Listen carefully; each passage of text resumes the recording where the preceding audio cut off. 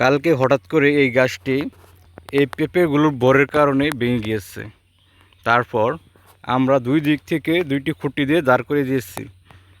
এই গাছটি কি এখন বেঁচে থাকবে নাকি এই গাছটি মরে যাবে, কেউ জানলে বলবেন। এই দেখতে পাচ্ছেন এইখানে গাছটি ভেঙে গিয়েছিল, হালকা বাতাসের কারণে ভেঙে গিয়েছিল। দেখতে পাচ্ছেন কতগুলো পেঁপে, এখন পেঁপেগুলোর অনেক দাম। দেখতে পাচ্ছেন কতগুলো পেঁপে আসছে এই গাছটিতে।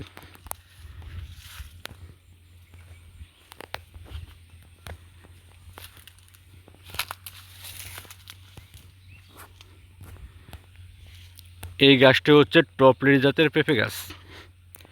এই গাছটি 1 বছর আগে রোপণ করা হয়েছিল।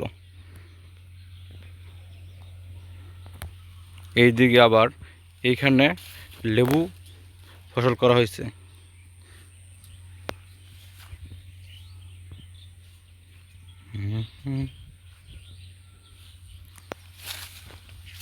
দেখতে পাচ্ছেন লেবুটি পেকে গেছে।